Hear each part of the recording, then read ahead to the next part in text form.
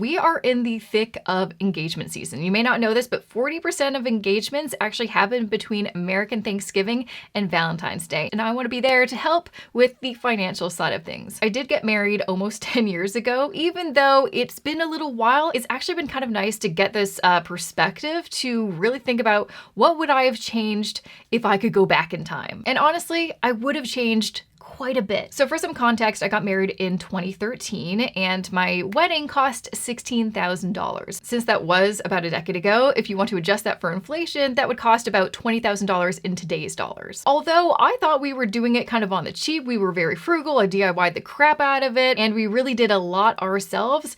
It was still a very traditional wedding compared to some of the frugal and minimalist weddings I've been seeing online. But still, I think we did a pretty good job considering when we got married, the average wedding cost was about $26,000. And I think today, the average that's going around is about $42,000. That's kind of where I want to start because when you are newly engaged, you've got to start with a number and it's kind of hard to pick one. Should you just go with the average and then figure it out from there? Or should you just look at your savings and see how much you've got in the bank? Personally, I think the first place that you should actually start is just having an open conversation with your partner to figure out, are we fully self-funding this wedding? Is it just you and me that are going to pay for it? Or are we going to get some help from family? For me and my husband, we were totally prepared just to self-fund our wedding, but both of our parents wanted to contribute. And so obviously we were going to not say no and let them. The one thing I will say though is if anyone is going to contribute to the cost of your wedding, that means that you are going to have to make some compromises. They're going to have some opinions.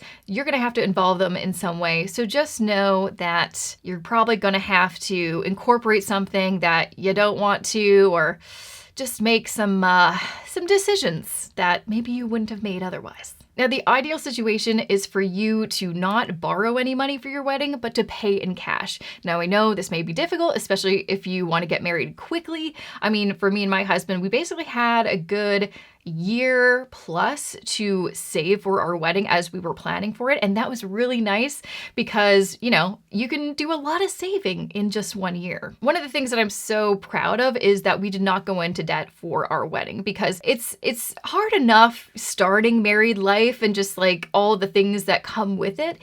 Starting your married life in debt kind of sucks. And it's just like one new hurdle that you have to kind of work towards. So if you can avoid that, that would be my number one tip, is to avoid getting into debt for your wedding. Now, if that's not possible, depending on what kind of wedding that you are planning on throwing, just make sure that when you are in the thick of wedding planning, that you are also simultaneously making a plan for how to pay off whatever you're borrowing. And that also kind of brings me to this tip is, if you can, I would honestly avoid doing a registry, accept cash, just ask for cash. And luckily, I think it's less taboo than it was when we had our wedding 10 years ago. No one was asking for cash. People were still doing registries, but it made no sense for us to do a registry. We already lived together. We already had everything that we needed for our house.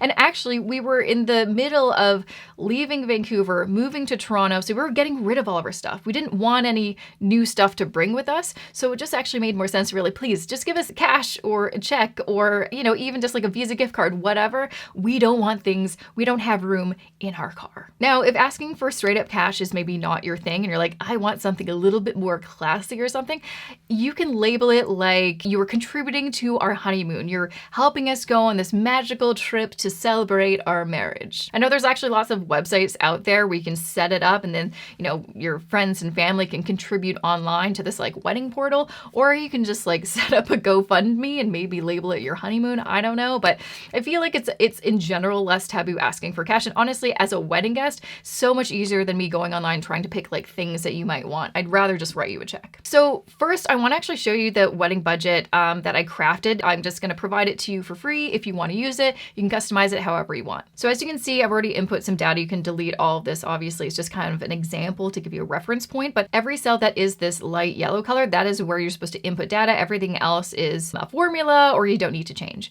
So the first thing you're going to want to do is obviously put today's date in and then your wedding date to figure out how many days left until your wedding. And then you're going to want to put in your wedding budget. So for this example, I'm putting $30,000. And And then below, it has all the different categories for things that you will likely spend money on. So obviously there's the venue, food and beverage, ceremony specifics, such as your marriage license and officiant, photography, decor, stationery, attire, entertainment planner, coordinator if you want to hire somebody, miscellaneous. And this is something that most people forget about, but having a little emergency fund, because things always pop up and you want to make sure you have the cash to pay them. In this column, you'll see it says the industry average. Now, this is kind of info that I scoured the internet to find out what is the general industry average? How much do people spend on certain categories? Just to give you an idea of if you're overspending in a category, maybe you should kind of cut back a bit. So as you can kind of see, and this probably isn't a surprise, most people spend half of their wedding budget just on the venue, food, and beverage. So how to use it is pretty simple. You would first type in the estimate that you have for, you know, what your venue for the reception is and things like that for every single line item. And then once you start calling around at vendors, then you can put the actual cost. So this is a good way to be like, are we off my estimate? Maybe I was really unrealistic with my estimate, or are we doing a pretty good job? This column is for you to keep track of all the different deposits that you have paid, because typically you don't pay for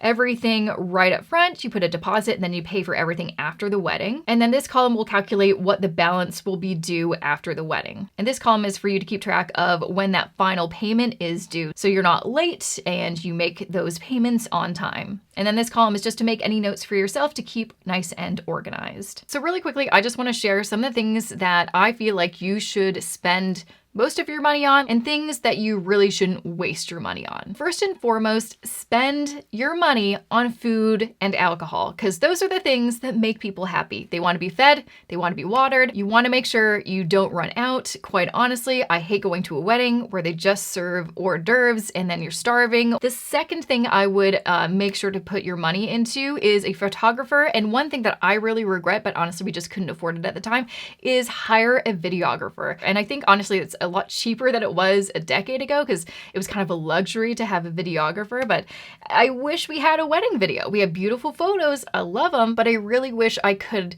you know, experience what some of our guests experienced in video form. It's just one of those things where I kick myself that we didn't just like figure out a way to pay for it, but is what it is. So if you can, don't skimp out on the photographer and videographer. Another thing that you may not even think about, but it was so worth it, is premarital counseling. Do some therapy or work with a counselor before you get married to hash out anything that you need to hash out. It will just make sure that you are talking about the really key things that you should talk about, like, are we going to start a family? Are you in debt? What are your values? Maybe we haven't really gone deep into that, but you want to talk about those things before it's too late. It's better to call off a wedding than go through divorce, because divorce is so much more expensive than calling off a wedding. Another thing though is also maybe talking to a financial professional. Lots of couples have never talked about money until they get married. That's something that is not a good idea. You definitely want to know where am I at and where's my partner at? Do they have debt? Do I have debt? What's the plan? Are they going to help me pay off my debt, or should we just keep things separate? How are we going to budget together as a couple once we're married, or are we just going to keep things the way they are? There's lots of things that you're going to need to talk about, and working with a financial professional, that is something that you're definitely going to want to make some time for. And lastly, some things that I kind of regret spending money on and were a big waste of money is decorations. Listen, I know it can make a wedding look beautiful, but at the end of the day, no one comes to your wedding for the decorations. No one cares. They're not going to remember. They are not going to remember.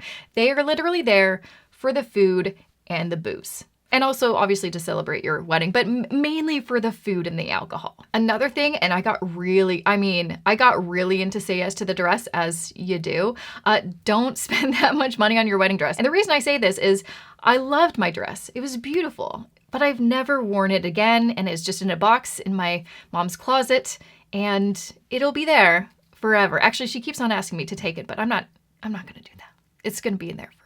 And the last thing that I really regret, wedding favors. I spent some money on some wedding favors. Not a lot, but at the time it felt like a lot. And literally, it was just like these cute little tarts. No one grabbed them on their way out. I was stuck with like 60 tarts that I had to eat. Otherwise, they'd go bad. So those are my kind of wedding tips, and make sure to download that wedding budget template that I've got so you can use. But yeah, don't go crazy on your wedding, because it is just one day, and like everyone you've ever met who's married has said, it will go by so quickly and you'll be like, gosh, just a flash, and I spent a lot of money on that one day. Comment if you are planning your wedding, if you recently got engaged. I'd love to know, to say congratulations. Also, if you want any more insight, always happy to share. But that's it for me. Thank you so much for watching, and I will see you in my next video.